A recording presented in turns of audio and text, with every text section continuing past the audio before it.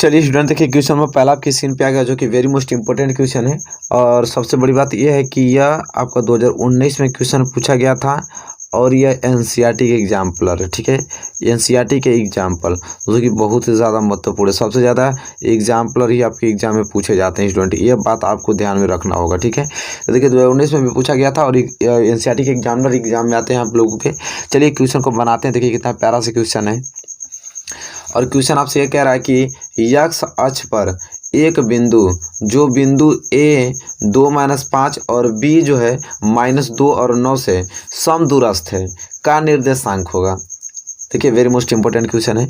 और इस क्वेश्चन को किस प्रकार करेंगे हम लोग, तो देखिए स्टूडेंट सबसे पहले सोल्यूशन लिखते हैं। देखिए किस प्रकार इसे सॉल्व करेंगे। तो पहले कुछ कंडीशन दिया, पहले उसको लिख लेते हैं। जैसे दिया है यहाँ पे कि यक्स अक्ष पर एक बिंदु, यक्स अक्ष पर कोई एक बिंदु है। ठीक है, तो हम लोग लिखेंगे कि माना यक्स अक्ष पर जो बिंदु है उसको हम लोग क्या मान लेंगे, पी मान लेंगे। यक्स अक्ष पर कोई बिंदु पी मान लेंगे और वो क्या हो जाएगा, यक्स अक्ष दिया तो यक्स अक्ष होगा, वाई अक्ष पर नहीं दिया तो 0 हो जाएगा। ठीक है, जिस पर दिया रहता है उसको लिख देते हैं कि यक्स अक्ष पर तो यक्स अक्ष हो गया, वाई अक्ष पर नहीं दिया तो उसको 0 लिख देते हैं।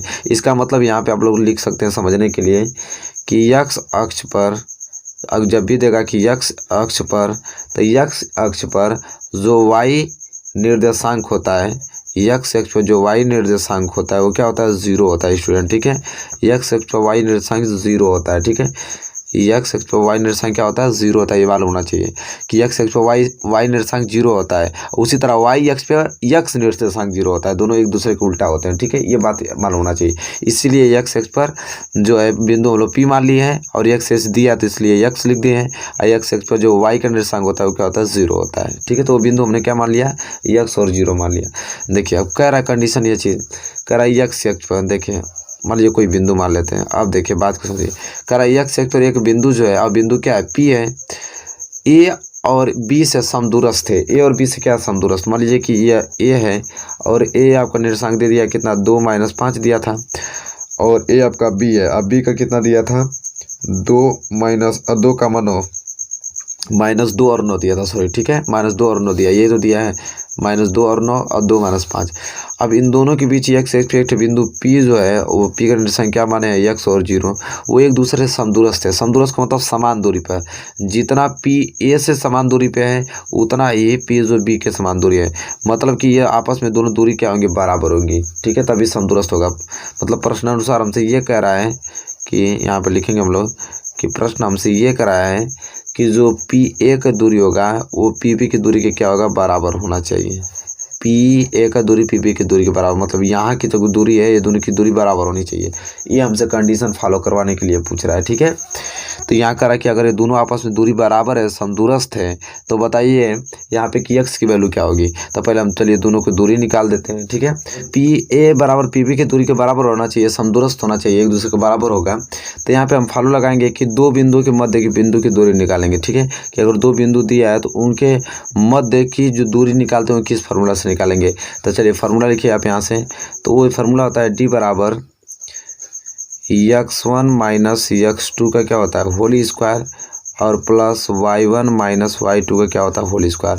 इस फार्मूला से दो बिंदुओं के मध्य की बीच की दूरी निकल जाएगा। ठीक है स्टूडेंट, अब देखिए करना आपको क्या है कि तब इन दो मतलब सूत्र से दो बिंदुओं के बीच की दूरी निकल जाएगा। तो हम चलिए पी ए बराबर पी बी निकाल देते हैं। तो सिंपल सा है कि पी ए बराबर पी बी, पहले हम क्या निकालेंगे, पी ए निकालेंगे। अब पी ए बराबर तब निकालेंगे दो बिंदुओं के बीच की दूरी, पी और ए में निकालेंगे दो बिंदुओं के बीच की दूरी। तब देखिए x1 यहाँ पे क्या हो जाएगा, x, अब माइनस x2 क्या हो जाएगा यहाँ पे 2, तो x माइनस 2 का क्या हो गया, होल स्क्वायर, और प्लस y1 क्या हो गया 0, अब माइनस y2 क्या हो गया -5 का होल स्क्वायर। तो ये आपका पी ए का दूरी निकल गया। तो इसे अगर हल करते हैं तो थोड़ा हल करेंगे तो कैसे हो जाएगा, यहाँ पे ये हो जाएगा आपका x माइनस 2 का होल स्क्वायर और प्लस 0 माइनस प्लस 5 का होल स्क्वायर हो जाएगा। ठीक है, तो ये तो आपका पी ए निकल गया। इसी तरह आपको पी बी भी निकालना है। क्या निकालना है स्टूडेंट, पी बी भी निकालना है। तो चलिए पी बी हम निकाल लेते हैं। तो पी बी बराबर भी वही फार्मूला ले होगा। तो यहाँ पे देखिए पी और बी में निकालना है। तो पी बी में x1 क्या हो जाएगा, x, और x2 क्या हो जाएगा यहाँ पे -2 का होल स्क्वायर, और प्लस y1 क्या हो जाएगा यहाँ पे 0 और माइनस y2 क्या हो जाएगा यहाँ पे 9 का होल स्क्वायर। और जब स्टूडेंट इसको सॉल्व करेंगे तो यह हो जाएगा आपका क्या कि x माइनस माइनस प्लस 2 का होल स्क्वायर और प्लस 0 में से 9 गया तो माइनस 9 का होल स्क्वायर। अब पी ए निकल गया, पी बी निकल गया। अब इसी का रहा कि पी और पी बी आपस में क्या है, बराबर है। ये ने किया था कंडीशन कि पी ए जो है वो पी बी के क्या है, बराबर होना चाहिए, संतुष्ट होना चाहिए। तो चलिए आप कंडीशन पर रख देते हैं। तो पी ए कितना दिया है, पी ए हमसे दिया है x माइनस 2 का होल स्क्वायर और प्लस 0 और प्लस 5 का होल स्क्वायर। ये तो पी ए निकला है। अब बराबर पी बी कितना निकला है, तो पी बी हमसे निकला है कि x प्लस 2 का होल स्क्वायर और प्लस माइनस 9 का होल स्क्वायर। तो यहाँ पी ए बराबर पी बी निकल गया। तो पी ए बराबर पी बी निकल गया स्टूडेंट। तो सिंपल सा आपको करना है, इसे हल कर दीजिए। तो देखिए यहाँ पे x माइनस 2 का होल स्क्वायर दे दिया है। अभी x माइनस 2 का होल स्क्वायर का फॉर्मूला क्या होता है, x स्क्वायर, ठीक है, और प्लस मतलब a का स्क्वायर और प्लस b का स्क्वायर। तो b क्या है 2, 2 का स्क्वायर करेंगे तो 4 माइनस 2a और b, यही तो होता है a माइनस बी का होल स्क्वायर, ठीक है। तो यहाँ से एक कंडीशन हो जाएगा स्टूडेंट, ठीक है। इसे हल करेंगे तो कितना हो जाएगा, अब प्लस 0 में 5 जोड़ेंगे तो क्या हो जाएगा 5 और 5 के स्क्वायर करेंगे तो कितना हो जाएगा 25। तो इसे हल कर दीजिए तो हो जाएगा x स्क्वायर और प्लस 4 और माइनस 2 दूनी के 4x और प्लस 25, यह कंडीशन हो जाएगा, ठीक है। अब बराबर इसे हल करेंगे स्टूडेंट। तो x प्लस 2 का होल स्क्वायर क्या होता है, x का स्क्वायर और प्लस 2 का स्क्वायर कितना हो जाएगा 4 और प्लस 2 a और प्लस गुणे b, ये तो होता है a प्लस बी का होल स्क्वायर और प्लस माइनस 9 का स्क्वायर करेंगे तो 81। इसे हल करेंगे तो क्या हो जाएगा x स्क्वायर प्लस 4 और प्लस 2 दूनी के 4x और प्लस 81, ये आ जाएगा, ठीक है। तभी इतना आ गया, तभी यहाँ पे आप आसानी से हल कर सकते हैं। तो देखिए x स्क्वायर से x स्क्वायर यहाँ पे कैंसिल कर दीजिए स्टूडेंट, ठीक है। अब सिंपल करना आपको क्या है कि जो यहाँ पे 4 दिया है, ठीक है, इसको देखिए जो माइनस 4x, यहाँ पर क्या बचा माइनस 4x, तो यहाँ पे माइनस 4x लिख लीजिए। और जो यह प्लस 4x इधर आएगा तो क्या हो जाएगा माइनस 4x हो जाएगा, ठीक है स्टूडेंट, समझ रहे हैं।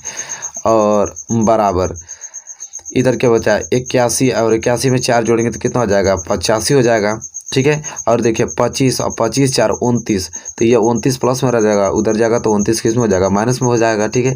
तो यहाँ minus 4x minus 4x minus 60x और यहाँ 85 में से 29 घटाएंगे तो यहाँ से 9 6 15, यहाँ से 7 7 में से 2 गया तो कितना बच गया 56, ठीक है।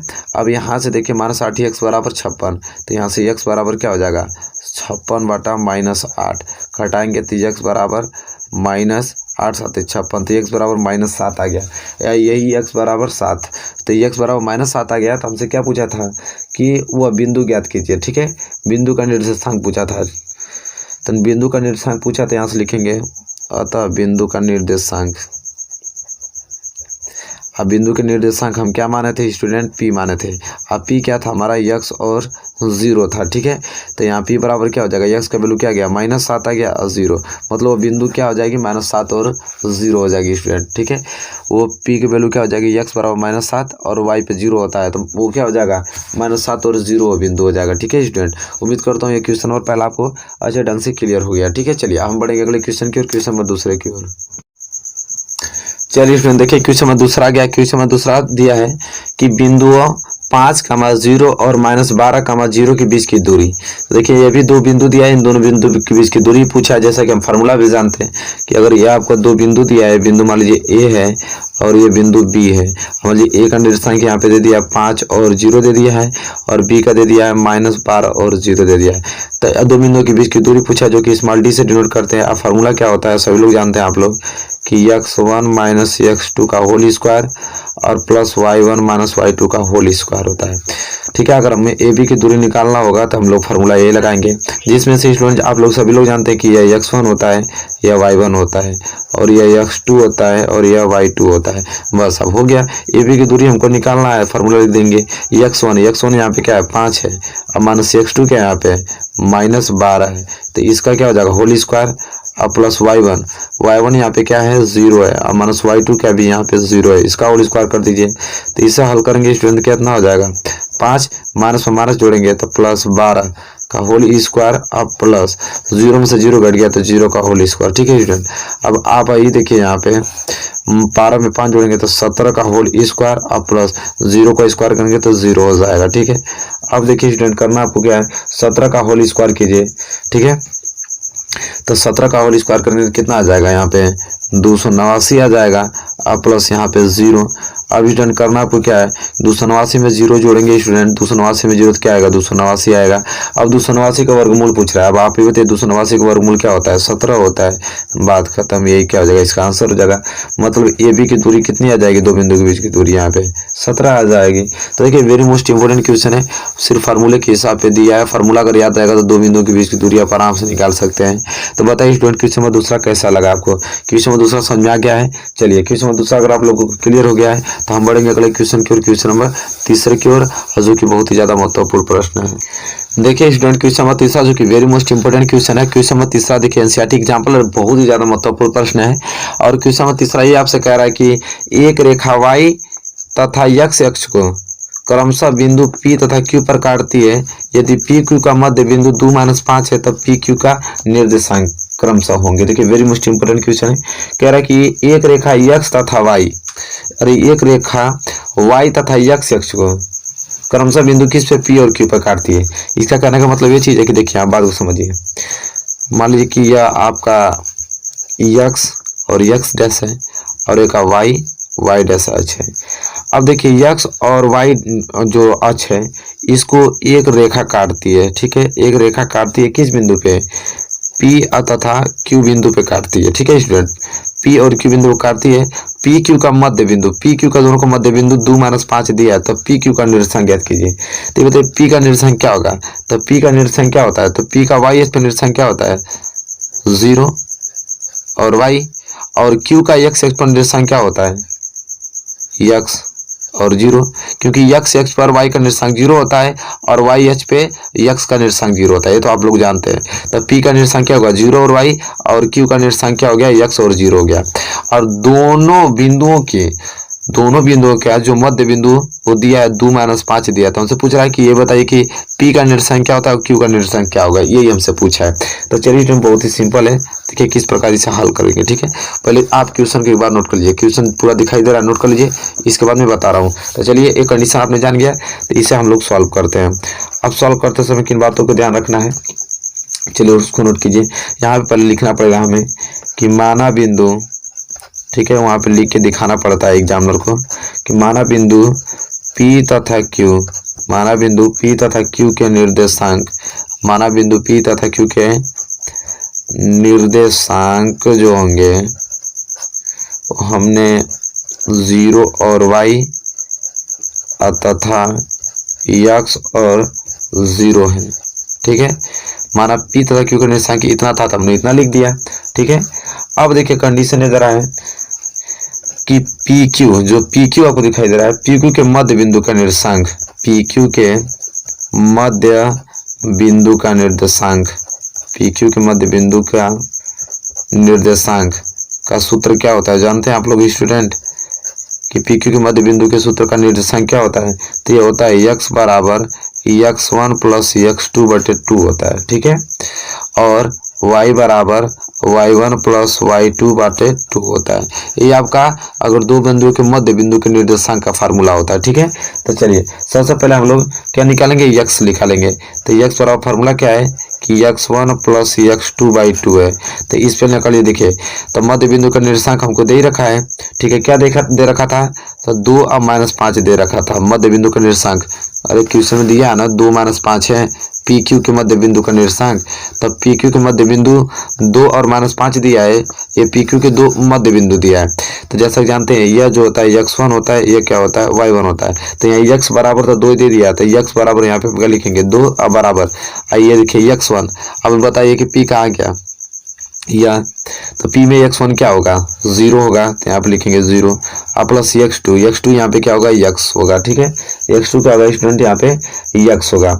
तो यहाँ पे 0 प्लस x अब बटे में क्या हो जाएगा 2 हो जाएगा, ठीक है।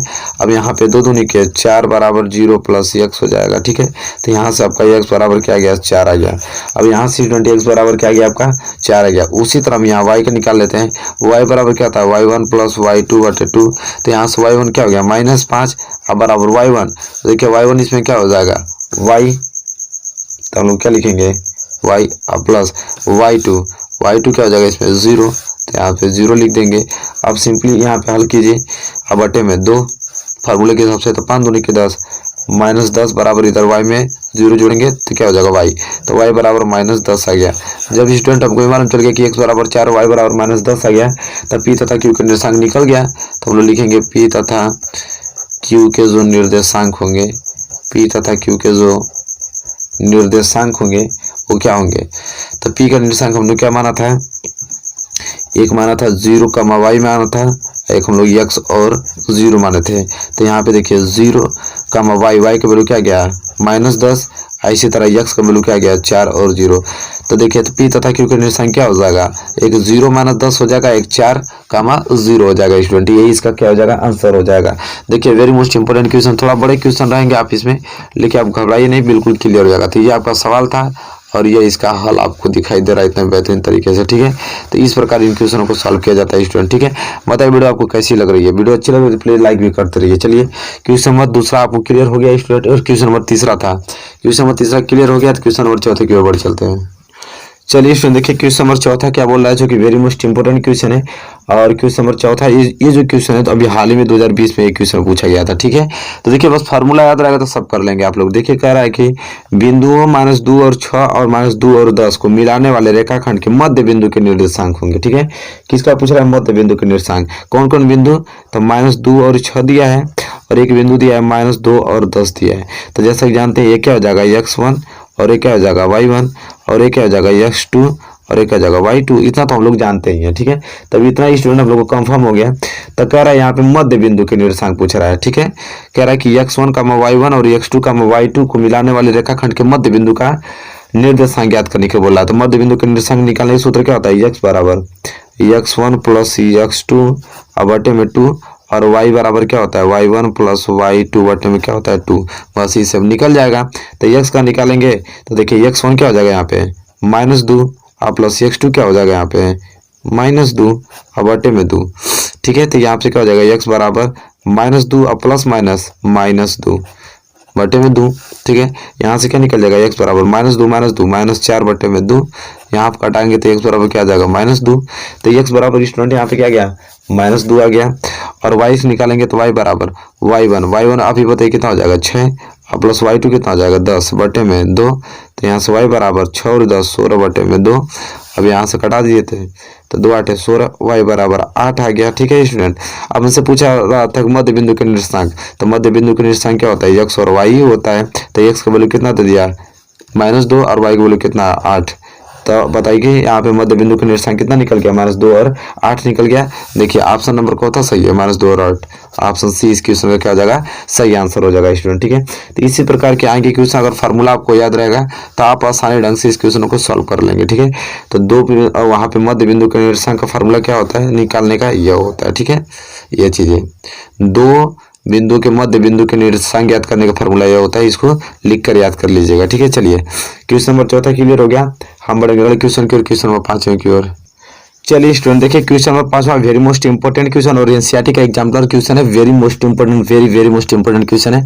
चलिए इसको बनाते हैं। देखिए वेरी मोस्ट इंपोर्टेंट क्वेश्चन कैसे, इस क्वेश्चन को एक्सप्लेन करेंगे हम लोग। कह रहा है कि यदि बिंदुओं -2, 2b तथा 3a4 को मिलाने वाले रेखाखंड के मध्य बिंदु के निर्देशांक 2, 2a + 2 है, तब a और b का मान होगा। वेरी मोस्ट इंपोर्टेंट क्वेश्चन है। चलिए तो देखिए हल में सबसे पहले क्या लिखेंगे हम लोग, पहले हल में एक लाइन लिखते हैं, उसको आप लोग लिखिए, जो पहले जो दिया रहता है उसको लिखते हैं। देखिए दिया हमको ये चीज है, दिया है, क्या दिया है स्टूडेंट, उसको लिखेंगे हम लोग। तो यहाँ पर लिखा है दिया है कि बिंदुओं, पहले इसको लिखते हैं आगे, बिंदुओं -2 और 2b और तथा क्या दिया यहाँ पे स्टूडेंट 3, 4 को जो मिलाने वाले रेखाखंड को मिलाने वाले रेखाखंड, ठीक है स्टूडेंट, मिलाने वाले रेखाखंड के जो मध्य बिंदु है, मिलाने वाले रेखाखंड के मध्य बिंदु का जो निर्देशांक दे रखा है, मध्य बिंदु के, ये लिखना ही पड़ेगा, ठीक है स्टूडेंट, ताकि जानवर आपको समझ जाएगा। मिलाने वाले मध्य बिंदु के जो निर्देशांक है वो क्या स्टूडेंट दिया हमको 2, 2a + 2, ये तो दिया है, और दो बिंदु के मध्य को मिलाने वाली रेखाखंड का निर्देशांक क्या दिया है, 2, इतना दिया, ठीक है। अब आप ही बताइए कि फार्मूला क्या होता है दो बिंदु के मध्य बिंदु का निर्देशांक निकालने का। x बराबर x1 प्लस x2/2 और y बराबर y1 plus y/2, y1 plus y2/2। यही तो होता है दो बिंदु के मध्य निर्देशांक ज्ञात करने का फार्मूला। अब देखिए दो बिंदु हमको दे रखा है, ठीक है। अब क्या कौन कौन बिंदु दे रखा है, दो बिंदु कौन कौन, एक दिया है -2, 2b, और एक दिया है 3 और 4।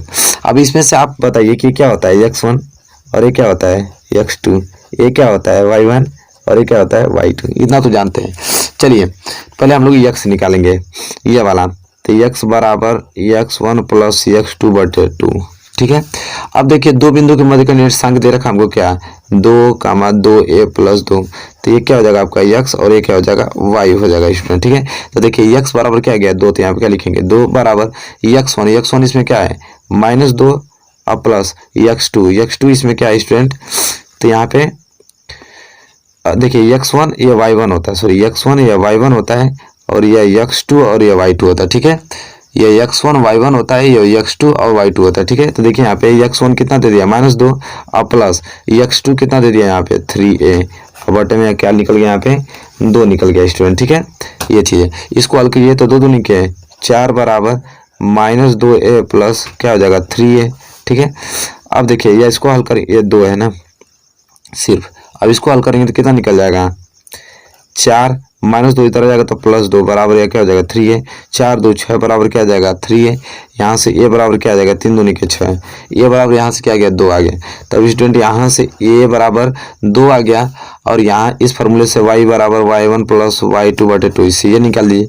तो y2 कितना हो जाएगा यहाँ पे, ये जो y है y कितना दिया है यहाँ पे 2a प्लस 2 दिया है, और y1 यहाँ पे कितना है, तो y1 किस है 2b को मानेंगे, और प्लस y2 कितना है यहाँ पे 4 और बटे में 2, इसकी मल्टीप्लाई इसमें कराएंगे तो 2 दूनी के 4a और 2 दूनी के 4 बराबर ये बच जाएगा 2b प्लस क्या हो जाएगा 4। अब इसे हल करेंगे स्टूडेंट, 4 से 4 कैंसिल कर दीजिए, ठीक है स्टूडेंट। अब यहाँ पे आप देख रहे हैं कि 4 से 4 आपने कैंसिल कर दिया, 4 से 4 कैंसिल हो गया तो बचा क्या यहाँ पे 4a बराबर 2b। हमको जैसा मालूम है कि 4 और a का वैल्यू कितना आया था 2, तो यहाँ पे 2 लिख देंगे बराबर 2b, तो 4 दूनी के 8 बराबर क्या निकल जाएगा 2b, और यहाँ से b निकालेंगे तो 8/2 घटा देंगे तो b बराबर क्या आएगा 2 चौको 8, b बराबर क्या 4 आ गया। तो हमसे क्या पूछा था इसमें, यही तो पूछा था a और b के मान क्रम से होंगे, तो a और b का मान क्रम से क्या हो जाएगा, तो a बराबर क्या आ गया 2 और b बराबर क्या गया 4, ये क्या हो जाएगा आंसर आ जाएगा, ठीक है। तो देखिए वेरी मोस्ट इंपोर्टेंट क्वेश्चन है, इस प्रकार के क्वेश्चनों को लगाया जाता है और आराम से चाहेंगे तो आप इसको लगा लेंगे, ठीक है, कोई दिक्कत नहीं है इसमें। चलिए स्टूडेंट बताइए क्वेश्चन नंबर 5 आपको समझ में आ गया, कोई दिक्कत नहीं है आप लोग को इसमें से। चलिए स्टूडेंट क्वेश्चन नंबर 5 में कोई दिक्कत नहीं था, हम बढ़ेंगे अगले क्वेश्चन की ओर, क्वेश्चन नंबर 6 की ओर। चलिए स्टूडेंट देखिए एक क्वेश्चन नंबर 6, देखो बहुविकल्पीय प्रश्न है, किसी किसी में ऑप्शन नहीं दे रखा हूँ, मतलब किसी में ऑप्शन नहीं दिया हूँ तो समझ लीजिएगा, ठीक है। तो देखिए ये दिया है कि बिंदु 3,4 की मूल बिंदु से दूरी है, कह रहा है कि बिंदु जो 3,4 है उससे बताइए मूल बिंदु से दूरी। मूल बिंदु का निर्देशांक कितना होता है आप लोग जानते हैं, मूल बिंदु के यहाँ पे लिख लेता हूँ, आपको याद भी होना चाहिए, बहुविकल्पीय दे देता कभी कि जो मूल बिंदु के निर्देशांक होते हैं, ठीक है, मूल बिंदु के निर्देशांक, मूल बिंदु का निर्देशांक क्या होता है तो 0,0 होता है, ठीक है।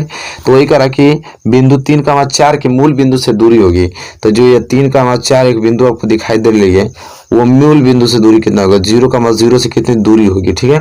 तो यहाँ पे दो बिंदुओं की मध्य की दूरी निकालने का फॉर्मूला आप लोग जानते ही हैं कि d बराबर क्या होता है यहाँ पे कि x1 माइनस x2 का होल स्क्वायर और प्लस y1 माइनस y2 का क्या होता है होल स्क्वायर, बस लगा लीजिए।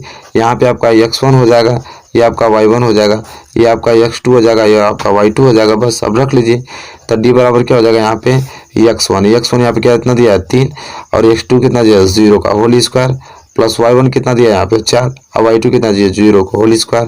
तो यहाँ पे हल करेंगे 3 में से 0 गया तो 3 का होल स्क्वायर, 4 में से 0 गया तो 4 का होल स्क्वायर, तो 3 का कितना हो जाएगा आपका स्क्वायर 9 और 4 का स्क्वायर 16, यहाँ पे 9 16 और 9 25 और 25 का स्क्वायर निकालेंगे तो कितना आ जाएगा 25 का वर्गमूल निकालेंगे तो 5 आ जाएगा, बात सिंपल। तो कितना आ जाएगा 5, तो बिंदु 3,4 के मूल बिंदु से दूरी कितना हो जाएगा 5 ऑप्शन में रहेगा, सही कर दीजिएगा, यही इसका आंसर है। देखिए बहुत सिंपल तरीका से ये लग जाएगा, कुछ भारी वाला दिक्कत सवाल ये नहीं है उतना भारी, ठीक है। अब वो सिंपल दे रखा है तो आप उसी तरह से लगा देंगे। चलिए उम्मीद करता हूँ क्वेश्चन नंबर 6वां आपको क्लियर हो गया होगा। क्वेश्चन नंबर 6 आपने क्लियर कर लिया तो क्वेश्चन नंबर 7 के ऊपर चलते हैं, उसको देखिएगा। चलिए फिर देखिए, एक क्वेश्चन बहुत ही सिंपल आता है, एक तो पक्का आएगा, ठीक है। ये एनसीईआरटी के एग्जाम्पल है, क्या है, एनसीईआरटी के एग्जाम्पल। और जो ये क्वेश्चन हम लोग किए हैं, जो ये वाला, ये 2020 में पूछा गया था क्वेश्चन, 2020 में, ठीक है। अभी हाल ही जो बीता एग्जाम आप लोग का अगली वर्ष है उसमें पूछा गया था। और ये दिया है कि चित्र में पी का निर्देशांक ज्ञात कीजिए। तो देखिए चित्र में आपको दिया है और पी का निर्देशांक पूछ रहा है। पी का निर्देशांक क्या होता है, यक्स तथा वायु होता है, ठीक है। पहले हम लोग भुज लिखते हैं, इसके बाद कोटि लिखते हैं। यक्स को क्या कहते हैं हम, भुज कहते हैं, वायु को क्या कहते हैं, कोटि कहते हैं, ठीक है। किसी भी अगर बिंदु का निर्देशांक लिखना है तो पहले भुज लिखेंगे फिर कोटि लिखेंगे, मतलब एक्स एक्स पे जो बिंदु रहेगा उसको लिखेंगे, फिर वाई एक्स पे जो बिंदु रहेगा उसको लिखेंगे। तो बहुत ही प्यारा क्वेश्चन पूछा है कि पी का निर्देशांक, तो पी का निर्देशांक पहले एक्स एक्स पे लिखेंगे। एक्स एक्स पे कितना है 2, और वाई पे इधर से 3, ये दोनों मिल गया है। आप आपस में पी का निर्देशांक पूछ रहा है, तो एक्स एक्स पे भुज क्या हो गया यहाँ पे 2, और कोटि क्या हो जाएगी यहाँ पे, कोटि वाई एच होता है। तो वाई कोटि कितना दिया है यहाँ पे, तो 3 दिया है, ठीक है। तो यहाँ पे स्टूडेंट क्या हो जाएगा, 2,3 हो जाएगा। लेकिन आपको एक बात ध्यान में रखनी है कि जो ये नीचे की ओर आते हैं हम लोग, ये क्या होता है, ऋणात्मक होता है, और ऊपर की ओर जाते हैं धनात्मक, इसलिए y का जो निर्देशांक हो जाएगा यहाँ पे माइनस लग जाएगा, तो 2,-3 हो जाएगा स्टूडेंट, ठीक है। तो ये बात याद में रखनी चाहिए। आपको ऑप्शन में 2,3 भी दे देगा, तो यहाँ पे जो y का वैल्यू होगा तो प्लस में तो होगा नहीं, क्योंकि नीचे आ रहा है वैल्यू, तो इसलिए ये वाला ऑप्शन नहीं बल्कि कौन सा ऑप्शन, ये वाला सही होगा, 2,-3 होगा, ठीक है। तो p का निर्देशांक क्या निकल गया, 2-3 निकल गया। तो बहुत ही सिंपल सवाल है, आप इसको तुरंत कर लेंगे। चलिए क्वेश्चन नंबर 7वां अगर क्लियर आपने कर लिया अच्छे ढंग से, नो डाउट आपको है, तो क्वेश्चन नंबर 8वें की ओर बढ़ चलते हैं। चलिए देखिए, एक क्वेश्चन आपसे पूछा है, वेरी सिंपल क्वेश्चन है, वही चित्र में पूछा है कि दिए गए चित्र में बिंदु पी के निर्देशांक होंगे। वेरी सिंपल क्वेश्चन है। तो आपको करना क्या है, पी का निर्देशांक पूछा है, तो पी का निर्देशांक क्या होता है, यक्स और वाई होता है, बस एक्स यहाँ पे क्या होता है, भुज होता है, और वाई यहाँ पे क्या होता है, कोटि होता है, ठीक है। और जैसा कि जानते हैं कि जब इधर संख्या जाती है तो सभी क्या होती है, ऋणात्मक होती है, इधर संख्या जाती है तो धनात्मक है, ऊपर जाएंगे तो क्या होता है, धनात्मक, नीचे आएगा तो ऋणात्मक में। तब पी का निर्देशांक क्या होता है, भुज और कोटि। तो पहले हम लोग क्या लिखेंगे, यक्स एक्स निर्देशांक, तो यक्स एक्स निर्देशांक क्या यहाँ से गया है तो 3 पे गया तो 3, ठीक है। लेकिन ये 3 किस में रहेगा, इधर गया तो माइनस में रहेगा। और कोटि वाई कितना गया है, तो वाई पर निर्देशांक देखिए ये भी नीचे की तरफ गया है, तो वाई कितना दिया है यहाँ पे 2 दिया है, तो 2, लेकिन ये भी नीचे की गया था, ये भी माइनस में हो जाएगा, तो -3 और -2 ये जो हो जाएगा बिंदु पी के क्या हो जाएंगे, निर्देशांक हो जाएंगे, ठीक है। तो बहुत ही सिंपल, इसमें करने वाली क्या बात है, तो नॉर्मल क्वेश्चन है, विकल्प का क्वेश्चन है, आप कर लीजिएगा, ठीक है। तो चलिए स्टूडेंट, ये क्वेश्चन 8वां यहाँ पे क्या होता होगा, क्लियर होता होगा। तो देखिए बहुविकल्पी में मात्र ऐसे ही क्वेश्चन आपको पूछे जाएंगे, ठीक है, ऐसे ही क्वेश्चन रहेंगे। अगर इतना क्वेश्चन अगर आप कर लिए हैं तो समझो कोई भी क्वेश्चन आएगा बहुविकल्पी का, घुमा फिरा के कर लेंगे, ठीक है। तो बताइए स्टूडेंट, आपको वीडियो को कैसे लगी है आज के, मतलब कि इसमें बहुविकल्पीय प्रश्न इस वीडियो में मैंने क्लोज कर दिया है, बस इतना ही। अगला जो वीडियो कल आएगा उसमें अति लघु उत्तरीय प्रश्न पढ़ेंगे, ठीक है स्टूडेंट। चलिए, तो बताइए वीडियो आपको आज अच्छी लगी होगी या हेल्पफुल लगी होगी 2021 बोर्ड एग्जाम के लिए, तो प्लीज लाइक कीजिएगा और ज़्यादा से ज़्यादा शेयर कीजिएगा। और चैनल पर नए हैं तो प्लीज चैनल को सब्सक्राइब कर लीजिएगा। जितना टाइप का मैंने क्वेश्चन बताया उसको कर लीजिएगा, और अपने बुक से भी उस क्वेश्चन को सॉल्व कर लीजिएगा। इतना अगर क्वेश्चन कर लेते, देखिए मैंने सबसे ज़्यादा बताया था कि 70% एनसीईआरटी एग्जाम्पल आ रहा था, जितना इसमें क्वेश्चन में कराया हूँ सब एनसीईआरटी एग्जाम्पल थे, और 2020 में जो क्वेश्चन पूछे गए थे वो थे, ठीक है। उसी कैटेगरी से पैटर्न पे आपको 2021 का भी एग्जाम आएगा, तो आप वो एनसीईआरटी के एग्जाम्पल क्वेश्चन कर लीजिएगा, और प्रीवियस ईयर के क्वेश्चन जो इसमें थे मैंने कराई दिए, तो इससे बाहर एक भी क्वेश्चन आपका नहीं जाएगा। चलिए तैयारी को कंटिन्यू रखिए, मिलेंगे आपसे नेक्स्ट वीडियो में, तब तक के लिए दोस्तों आपसे धन्यवाद और विदाई लेता हूँ।